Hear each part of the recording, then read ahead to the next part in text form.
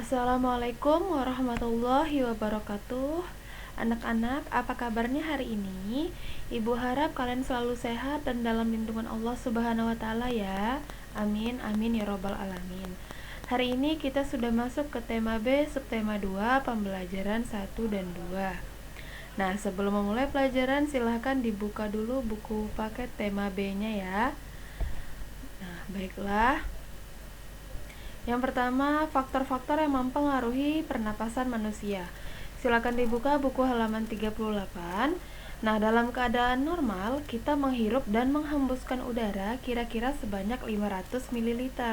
Nah, dalam keadaan tertentu, misalnya ketika sedang dan setelah berolahraga, kita menghirup dan menghembuskan udara lebih banyak, sekitar 1500 ml. Nah, yang pertama itu ada faktor fisik, faktor-faktor yang mempengaruhi pernapasan manusia.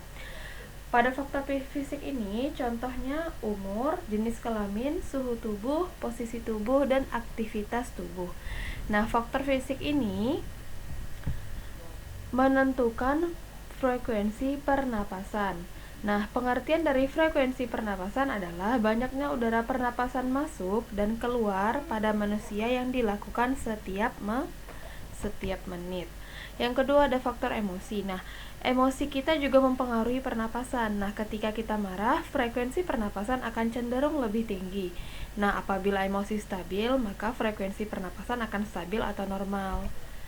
Nah, pada halaman 44 ada macam-macam gangguan organ pernapasan manusia. Bisa kalian buka bukunya, halaman 44 ada 5 jenis penyakit. Di sini ada tuberkulosis paru-paru, bronkitis, pneumonia, influenza, dan flu burung. Nah, ada penyebab, penjelasan, dan gejalanya. Silakan dibaca bukunya ya.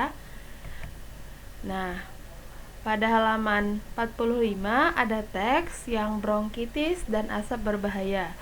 Nah, salah satu ciri udara tercemar ini adalah berwarna, misalnya putih maupun kelabu. Nah, semakin kelabu warnanya, maka udaranya semakin buruk atau semakin tercemar, berarti polusi udara. Nah, contoh zat pencemar udara adalah asap. Nah, dari asap rokok atau asap kendaraan bermotor. Nah, itu juga bisa menyebabkan polusi udara. Nah, ada penyakit yang dapat disebabkan itu adalah bronkitis. Nah, bronkitis ini merupakan peradangan pada saluran udara di paru-paru.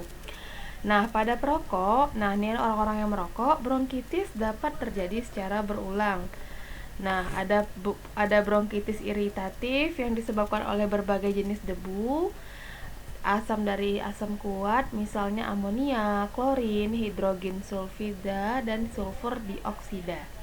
Nah, pada buku halaman 45 ada gejala-gejala awal bronkitis seperti batuk kering, sesak nafas, sering menderita infeksi pernafasan, mudah lelah, dan lain sebagainya.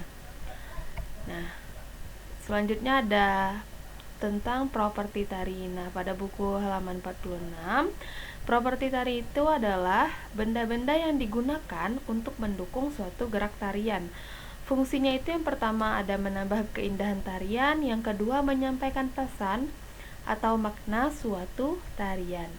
Nah, silakan dibuka bukunya. Pada halaman 47 ada 4 jenis tarian yang berbeda dengan asal daerah yang berbeda. Nah, contohnya dari tari payung berasal dari Sumatera Barat. Properti yang digunakan itu adalah payung. Kalau tari legong berasal dari Bali. Properti yang digunakan adalah kipas nih. Kalau tari topeng berasal dari Cirebon, properti yang digunakan adalah topeng. Kalau tari jaipong ini berasal dari Jawa Barat. Nah, properti yang digunakan adalah selendang. Baiklah, tugas kalian silakan dikerjakan nomor 1 sampai 10.